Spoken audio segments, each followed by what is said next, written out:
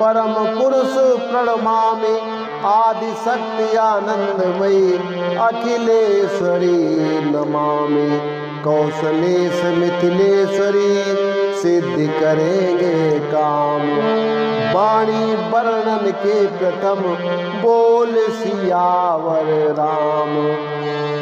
सरयू तट प्रख्यात है, पावन अवध प्रदेश, थे नृपाल दशरथ जहाँ, रघुकुल कमल दिनेश।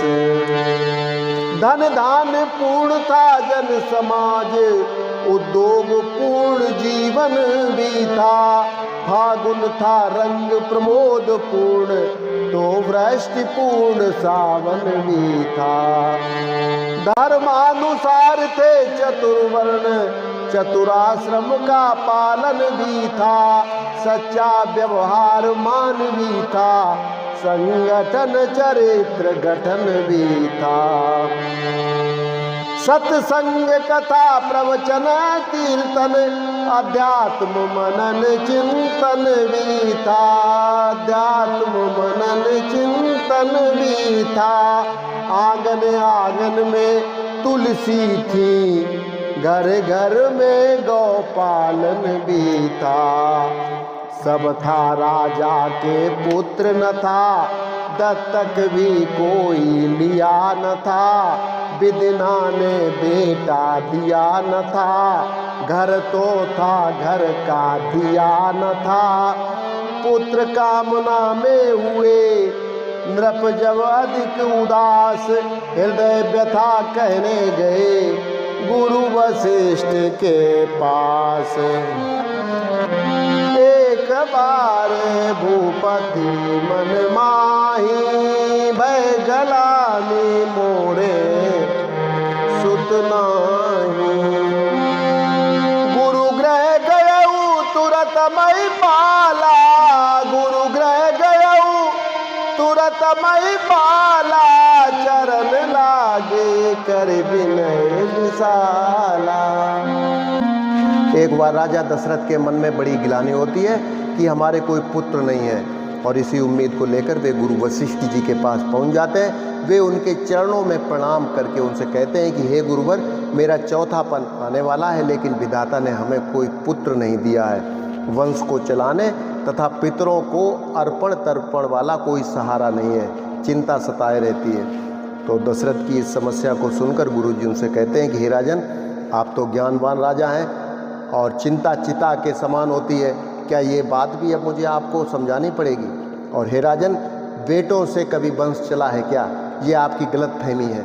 बेटे अगर कुपुत्र निकल जाए तो पूरे घर को शमशान घाट बना देते हैं, और आप ये बात क्यों भूल रहे हैं? गुरु वशिष्ठ जी राजा दशरथ जी से कहते हैं कि हे राजन, इस मृत्युलोक में जितने भी महापुरुष हुए हैं, सभी ने अपने अच्छे कार्यों तथा परमार्थ के दम पर ही अपने कुल और अपने वंश का नाम रोशन किया है। उदाहरण के लिए भक्त प्रहलाद और भक्त ध्रुव के पुत्रों ने अपने कुल का कौन सा नाम रोशन किया है, या अपने वंश को आगे कौन सा बढ़ाया है?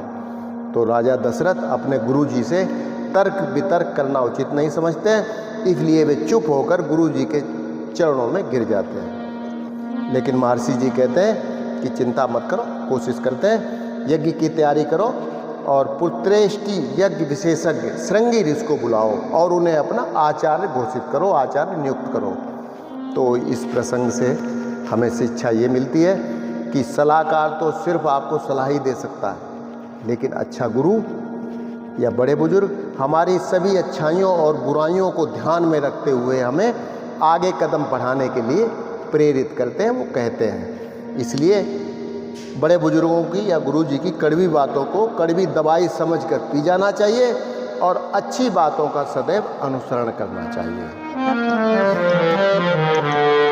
पहले तो नतमस्तक होकर फल चार चढ़ाए चरणों में, फिर अर्घ्य रूप में अश्रु चार चुपचाप गिराए चरणों में। बोले कर चुका विवाह 3, फिर भी फल उसका मिला नहीं।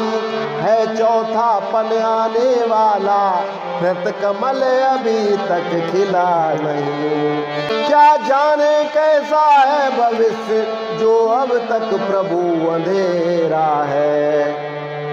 मैं निर्बल होता जाता हूँ, उस प्रबल दुखों ने घेरा है। ऐसा तरुवर क्या तरुवर है, ऐसा तरुवर क्या तरुवर है, फल ही जिसमें उत्पन्न न हो। वह जलधर भी क्या जलधर है, जल ही से जो संपन्न न हो। गुरुदेव उपाय वही अब हो, यह चित्त प्रफुल्लित हो जाए, यह चित्त प्रफुल्लित हो जाए। आँखों में भी आए प्रकाश, आत्मा आनंदित हो जाए। कम से कम एक पुत्र ही हो, जिसमें रघुवंश बढ़े अपना। पितरों को भी तर्पण पहुँचे, आगे को नाम चले अपना। देख शिष्य की विकलता, बोले श्री गुरुराज, ज्ञानवान नरनाथ में इतनी चिंता। चिंता है बड़ी चिता से भी, नर को निर्जीव बनाती है। मुर्दे को चिता जलाती है, चिंता जीते को खाती है। मुर्दे को चिता जलाती है, चिंता जीते को खाती है। हो जाए कुपुत्र कहीं तो वह ग्रह को शमशान बनाता है, ग्रह को शमशान बनाता है। राजेंद्र व्यर्थ है ये विचार, बेटा कब वंश चलाता है। अब तक सब महानुभावों ने अपना यश आप कमाया है। क्या ध्रुव प्रहलाद आदिकों का पुत्रों ने नाम चलाया है। भूपति ने इस तर्क का किया नहीं प्रतिवाद, गुरु के सम्मुख शिष्य का समुचित नहीं विवाद। गुरु के सम्मुख शिष्य का समुचित नहीं विवाद। जैसी आज्ञा हो यही कहा, पकड़े ही रहे चरण गुरु के। मानो अपना सारा भविष्य कर दिया आज अर्पण गुरु के। गुरुवर ने तब ये शब्द कहे, अच्छा ये दुख दमन कर दो। इस घबराहट से चिंता का यत्नों से परिवर्तन कर दो। इच्छा है अगर पुत्र ही के, पुत्रेष्ट यज्ञ संविधान करो। पाओगे 4 पुत्र राजन, भगवान विष्णु का ध्यान करो।